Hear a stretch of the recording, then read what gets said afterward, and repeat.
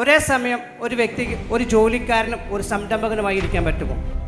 ബുദ്ധിപരമായിട്ട് പ്രായോഗികമായിട്ട് ഇപ്പം ചെയ്യാവുന്നത് ചെറിയ തോതിൽ പുതിയ സംരംഭം ആരംഭിക്കുക. അത് നിങ്ങൾക്ക് ആത്മവിശ്വാസം ഉണ്ടാകുമ്പോൾ മറ്റേ ജോലി അവസാനിപ്പിച്ച് ഇതിലേക്ക് കടക്കുക. കാരണം പൂർണ്ണമായി ഒരാൾ ഒരു സംരംഭത്തിൽ മുഴുകിയെങ്കിൽ മാത്രമേ ആ സംരംഭം വിജയിക്കൂ എന്നുള്ളത് യാതൊരു സംശയമില്ലാത്ത കാര്യമാണ്. നിങ്ങൾക്ക് വേണേൽ ചെറിയ തോതിൽ ഇപ്പോൾ ആരംഭിക്കാം. നിങ്ങൾക്ക് ആത്മവിശ്വാസക്കുറവുണ്ടെങ്കിൽ ഇപ്പോൾ ഉള്ള ജോലി കളഞ്ഞിട്ട് ഇതിലേക്ക് ഇറങ്ങി ചാടണമെന്ന് ഞാനിപ്പോൾ വ്യക്തിപരമായിട്ട്, പ്രത്യേകിച്ച് എൻ്റെ കൂടെ കുറച്ചു കാലം പ്രവർത്തിച്ച ആളെന്ന നിലയിലുള്ള പേഴ്സണൽ ബന്ധം വെച്ച് ഞാൻ പറയുന്നു. പക്ഷേ ഞാൻ പറയും, ഒരു സംരംഭം വിജയിക്കണമെങ്കിൽ സർവ്വതും ഉപേക്ഷിച്ച് ഇതല്ലാതെ എൻ്റെ മുന്നിൽ ഒരു ഗതിയില്ലെന്ന ചിന്തയോടുകൂടി ഒരു സംരംഭത്തിലേക്ക് ഇറങ്ങിയെങ്കിൽ മാത്രമേ ജീവൻ അർപ്പിച്ച് ജീവിതം അർപ്പിച്ച് ഒരാൾ പണിക്കിറങ്ങുള്ളൂ. ഇല്ലെങ്കിൽ നിങ്ങളുടെ മനസ്സിലുണ്ടാകുന്ന ചിന്ത എന്താണെന്നറിയോ? സംരംഭം തുടങ്ങി അതിനകത്തൊരു പ്രതിസന്ധി വന്നാൽ ജോലി ഉണ്ടല്ലോ, അതങ്ങ് പോട്ടെ എന്ന് വെക്കും. അപ്പം നമ്മൾ എവിടെയാണോ പ്രവർത്തിക്കാൻ ആഗ്രഹിക്കുന്നത് ഉറച്ച് തീരുമാനമെടുക്കുക, അതിൽ ജീവിതം സമർപ്പിക്കുക. അതല്ലാതെ വേറെ വഴിയില്ല. രണ്ട് വള്ളത്തിൽ കാല് വെക്കുന്നത് നല്ലതാണോ അല്ലയോ എന്ന് നമുക്കറിയാമല്ലോ. 30 രാജ്യങ്ങളിലധികം സന്ദർശിച്ചിട്ടുണ്ട്. അവിടുത്തെ വിദ്യാഭ്യാസ രീതിയും നമ്മുടെ കേരളത്തിലെ വിദ്യാഭ്യാസ രീതിയും വെച്ച് താരതമ്യം ചെയ്യുമ്പോൾ നമ്മുടെ യുവാക്കളെ കൂടുതൽ അവരുടെ കഴിവുകൾ മുന്നോട്ട് കൊണ്ടുവരാൻ വേണ്ടി എന്തൊക്കെ മാറ്റങ്ങളാണ് സാറ് നിർദ്ദേശിക്കാൻ സാധിക്കുന്നത്? നമ്മുടെ വിദ്യാഭ്യാസം കുറച്ചുകൂടെ മുതിർന്ന ക്ലാസ്സുകളിലേക്ക് എത്തുമ്പോഴേക്കും തൊഴിലധിഷ്ഠിത വിദ്യാഭ്യാസത്തിലേക്ക് മാറേണ്ടതുണ്ട്.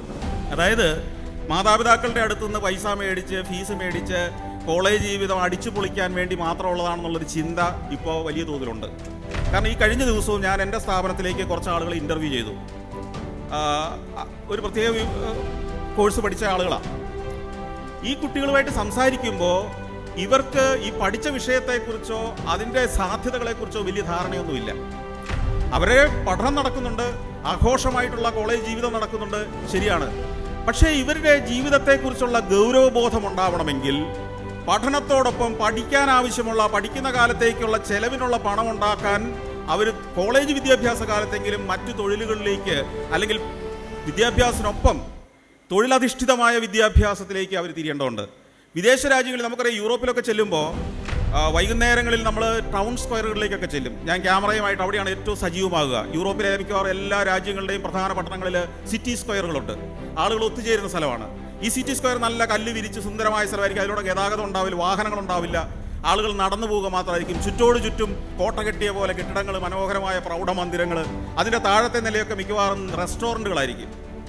ഈ റെസ്റ്റോറൻറ്റുകൾ കെട്ടിടത്തിൽ നിന്ന് പുറത്തേക്ക് ഒരു കുടയൊക്കെ നാട്ടി ആ സ്ക്വയറിൽ കസേരയൊക്കെ ഇട്ടായിരിക്കും. വളരെ രസകരമായ, നല്ല തണുപ്പുള്ള കാലം, ചായ കുടിച്ചാൽ, ഒരു കാപ്പി കുടിച്ചാൽ, ചിലർ ചില ബീറൊക്കെ കഴിച്ച് അങ്ങനെ കഥയൊക്കെ അങ്ങനെ ഇരിക്കും. ഈ റെസ്റ്റോറൻറ്റുകളിൽ ജോലി ചെയ്യുന്ന 99% ആളുകൾ അവിടുത്തെ ഒരു പ്രധാന ജോലിക്കാരനല്ലാതെ ബാക്കി മുഴുവനും ഏതെങ്കിലും യൂണിവേഴ്സിറ്റി സ്റ്റുഡൻസ് ആയിരിക്കും. ഞാനൊരിക്കൽ സൈബീരിയയിലൂടെ ട്രെയിൻ യാത്ര നടത്തുമ്പോൾ പരിചയപ്പെട്ട 4 കുട്ടികൾ ഡിഗ്രി വിദ്യാർത്ഥികളാണ്. അവർ 3 മാസമായിട്ട് ഫിൻലൻഡിൽ നിന്ന് യാത്ര തുടങ്ങി സൈബീരിയ, റഷ്യയുടെ വടക്കൻ പ്രദേശങ്ങളിലൂടെ സഞ്ചരിച്ച് മംഗോളിയയിലേക്ക് യാത്ര ചെയ്തുകൊണ്ടിരിക്കുക. അവർ ഇന്ത്യയും കറങ്ങിയിട്ടേ തിരിച്ചു വരുള്ളൂ. ഞാൻ ചോദിച്ചു, നിങ്ങൾക്ക് ഇതിനുള്ള വരുമാനം എവിടെ നിന്നാണ്? ഞങ്ങൾ പഠിക്കുന്നതിനോടൊപ്പം ജോലി ചെയ്തുണ്ടാക്കിയ പൈസ കൊണ്ടാണ് ഈ ലോകയാത്ര നടത്തുന്നത്. പഠിക്കുന്നതിനൊപ്പം ജോലി ചെയ്ത് പൈസ ഉണ്ടാക്കുക, ആ പൈസ കൊണ്ട് സ്വന്തം സ്വപ്നങ്ങൾ യാഥാർത്ഥ്യമാക്കാനുള്ള ശ്രമം നടത്തുക, വേണ്ടി വന്നാൽ ലോകയാത്ര തന്നെ നടത്തുക എന്നത് നാളെ, ഇന്നല്ലെങ്കിൽ നാളെ കേരളത്തിലും യാഥാർത്ഥ്യമാകേണ്ട കാര്യം തന്നെയാണ്. നമ്മുടെ ചെറുപ്പക്കാർ സ്വന്തം കാലിൽ നിൽക്കാൻ, വിവാഹം കഴിഞ്ഞാലും മാതാപിതാക്കളുടെ പെൻഷനെ ആശ്രയിക്കേണ്ട ഗതികേടിലേക്ക് പോകാതെ നിൽക്കേണ്ട കാലഘട്ടം തന്നെയാണിത്. ഒരു സംശയവും വേണ്ട.